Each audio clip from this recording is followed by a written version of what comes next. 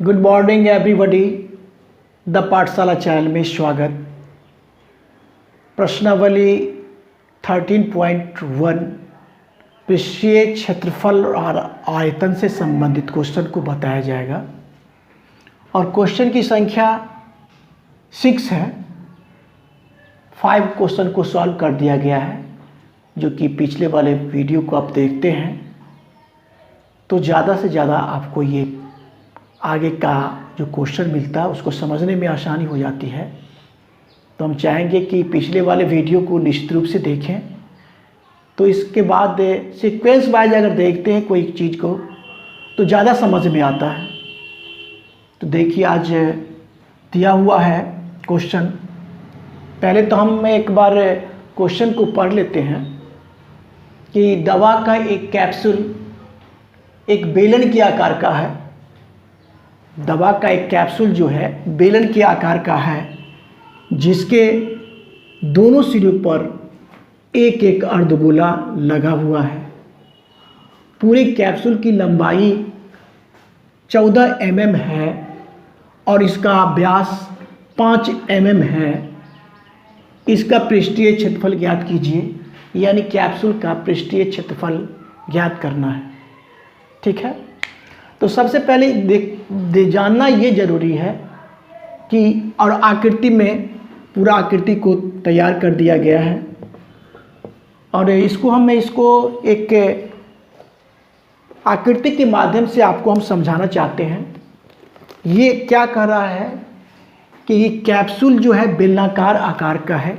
यही बेलनाकार आकार हुआ और बेलनाकार आकारों का है, जिसके दोनों सिरों पर एक एक अर्धगोला, इसका ये भी सिरा और इधर का भी सिरा, दोनों सिरे पर एक अर्धगोला जो कि ऐसे करके लगा दिया गया है। कैसे, देखिए, एकदम सेम साइज में ऐसे करके लगा दिया गया। इधर से भी लगा दिया गया और इधर से भी क्या कर दिया गया, इधर से भी लगा दिया गया है, इधर से भी लगा दिया गया। यानी दोनों सिरे पर क्या है, इधर से भी अर्धगोला, ठीक है, और इधर से भी अर्धगोला लगा दिया गया, जो कि आकृति में भी दिखाया जा रहा है।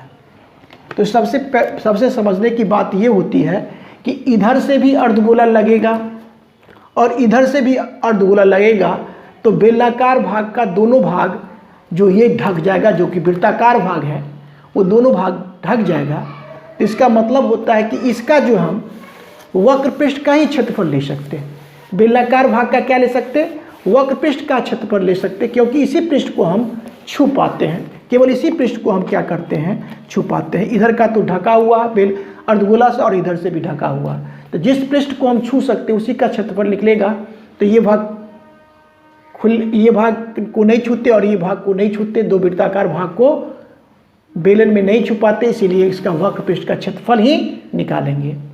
और प्रायः देखते हैं कि स्टूडेंट लोगों को क्या कि वक्र पृष्ठ का क्षेत्रफल निकालें कि संपूर्ण पृष्ठ का क्षेत्रफल निकालें, ये इसमें कन्फ्यूज हो जाता है। तो इसको हम दूर करना चाहते हैं।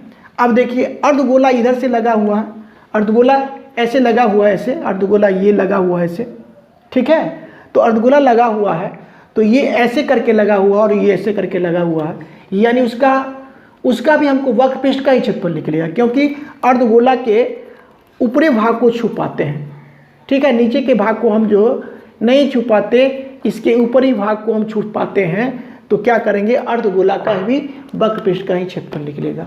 इस प्रकार से ये सवाल दोनों के वक्र पृष्ठ का क्षेत्रफल, यानी अर्धगोला का वक्र पृष्ठ का क्षेत्रफल में बेलन का वक्र पृष्ठ के क्षेत्रफल को जोड़ देते हैं, तो क्या होगा, कैप्सूल का पूरे पृष्ठीय क्षेत्रफल ज्ञात हो जाता है। तो इसी को मैं स्टार्ट करते हैं, एक बार देखिए। अब हमको क्या है कि सबसे पहले देखिए कि बेलन है ना, बेलन है, तो बेलन का वक्र पृष्ठ का क्षेत्रफल निकालने के लिए हमको क्या चीज़ का जरूरत होगा, त्रिज्या की जरूरत होगी और ऊंचाई की जरूरत होगी। तो ऊंचाई तो हमको ये पहले तो हम त्रिज्या कर लेते हैं, इसका व्यास कितना दिया हुआ है। देखिए, बेलन का इस पूरे कैप्सूल की लंबाई 14 mm है और उसका व्यास, तो व्यास कितना दिया, देखिए यहाँ से लिखते हैं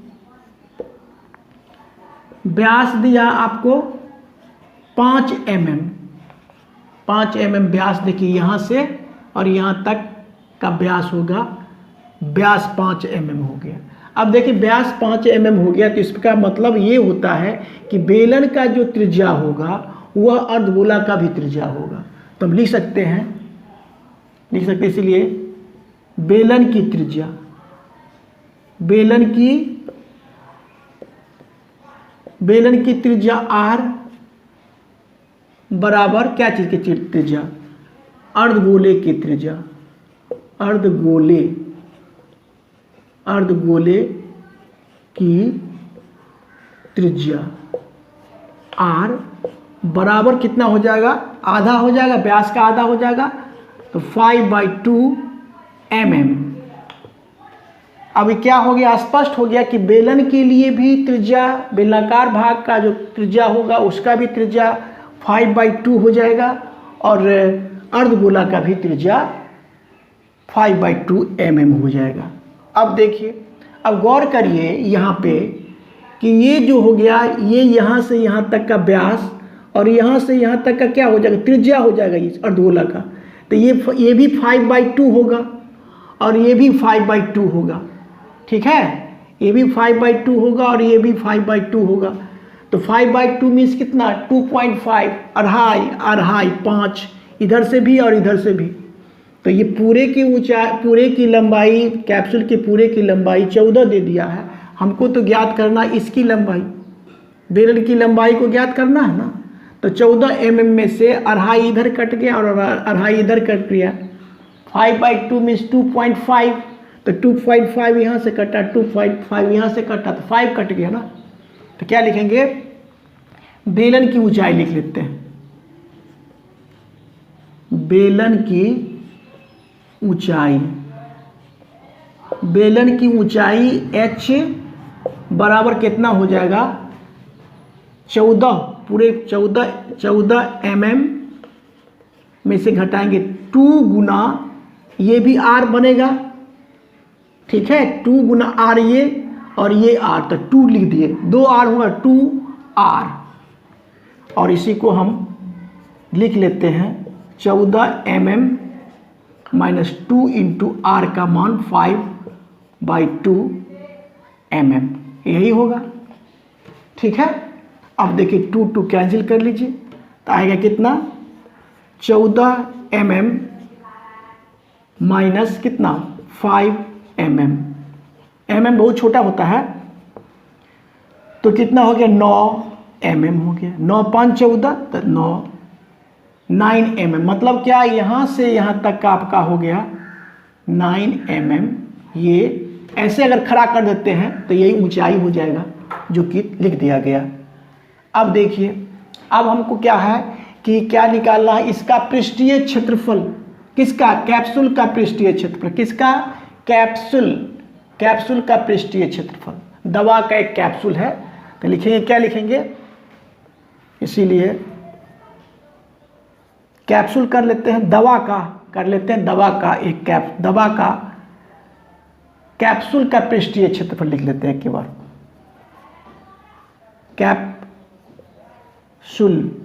कैप्सूल का पृष्ठीय क्षेत्रफल, क्या चीज, पृष्ठीय क्षेत्रफल क्या हो जाएगा, पृष्ठीय क्षेत्रफल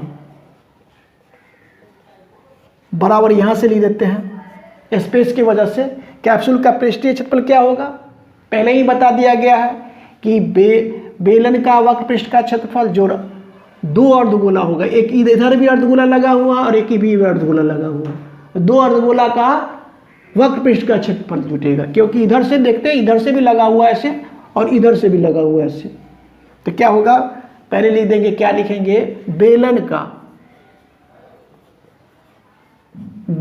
का वक्र पृष्ठ का क्षेत्रफल, बेलन का वक्र पृष्ठ का क्षेत्रफल जोड़ 2 गुने क्या चीज, 2 गुने अर्धगोला, 2 ठो अर्धगोला हो जाएगा, इधर का 2 गुने अर्धगोला, 2 गुने अर्धगोले का वक्र पृष्ठ का क्षेत्रफल, वक्र पृष्ठ का क्षेत्रफल। बिल्कुल आसान हो रहा है। बराबर क्या हो जाएगा, देखिए बेलन का वक्र पृष्ठ का क्षेत्रफल होता है 2 पाई आर एच, 2 पाई आर एच प्लस 2 गुना अर्धगोला का वक्र पृष्ठ का क्षेत्रफल होता है 2 पाई आर स्क्वायर। यहां तक स्पष्ट है? बिल्कुल स्पष्ट है। अब हम शेष भाग ऊपर से करते हैं, यहां से करेंगे।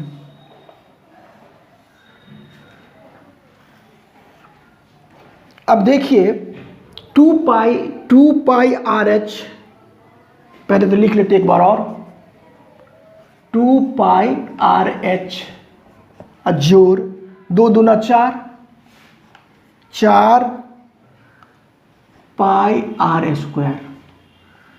अब देखिए इसमें क्या कॉमन आएगा, इसमें कॉमन आ जाएगा पाई आर यहाँ भी है, पाई आर यहाँ भी है, तो पाई आर कॉमन ले लेंगे। 2 क्या कॉमन लेंगे, 2 भी कॉमन ले सकते हैं, 2 पाई आर कॉमन आ जाएगा, 2 पाई आर कॉमन आ जाएगा। कितना आ जाएगा, 2 पाई आर है, देखिए 2 पाई आर, हाँ 2 पाई आर कॉमन आ जाएगा।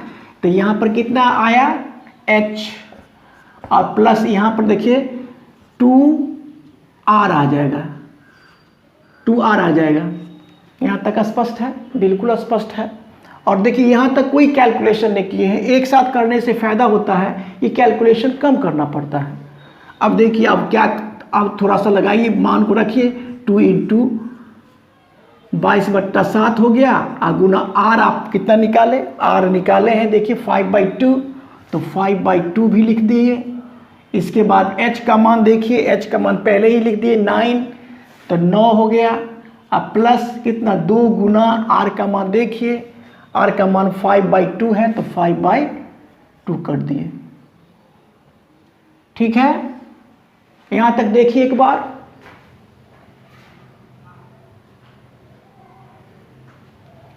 टू गुने कितना हो, आर का मान है, आर है ना यहां पर आएगा, 2 गुने आर 5/2 हो गया।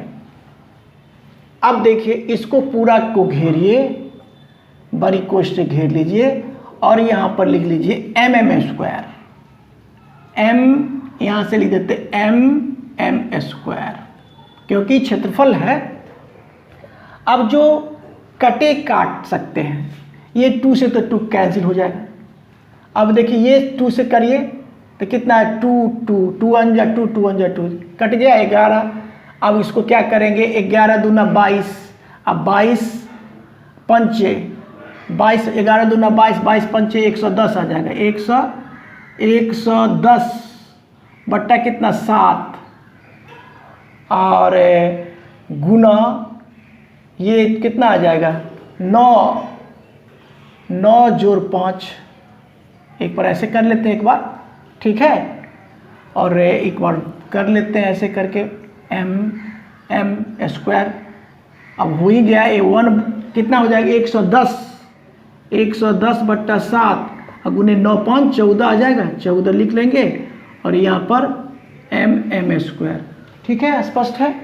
अब काट लेंगे 7 से, 7 दूना 14 बराबर कितना निकल गया, 11 दूना 22, 220 mm स्क्वायर, जो कि कैप्सूल का पृष्ठीय क्षेत्रफल निकल गया। इसमें क्या किए, केवल क्या करना है, इसमें 2 अर्ध क्या है, इसमें पहले तो 2 अर्धगोला, इसका व्यास दिया हुआ तो इसका आधा होगा, त्रिज्या हो जाएगा। ठीक है, और त्रिज्या दोनों के लिए, अर्धगोला के लिए भी त्रिज्या और बेलन के लिए भी त्रिज्या हो जाएगा। और उसके बाद क्या, ऊंचाई मालूम कर लिए, पूरे कैप्सूल की ऊंचाई 14 mm था, तो ये अढ़ाई इधर से आए कटा और अढ़ाई इधर से कटा, 2.5 यहाँ से, 2.5 यहाँ से, तो कितना हो गया 5 कट गया, तो 14 में से 5 चला गया तो 9 cm हो गया। तो इस ऊंचाई मालूम हो गया। अब ऊंचाई मालूम हो गया तो बेलन का वक्रपृष्ठ का क्षेत्रफल और 2 अर्धगोला का वक्रपृष्ठ का क्षेत्रफल जोड़ दिया गया, तो आपका कैप्सूल का पृष्ठीय क्षेत्रफल निकल गया। इस प्रकार से ये सवाल समाप्त हुआ, सॉल्व हुआ। मेरा वीडियो अच्छा लगता है तो लाइक शेयर और सब्सक्राइब कीजिए। Thank you, take care.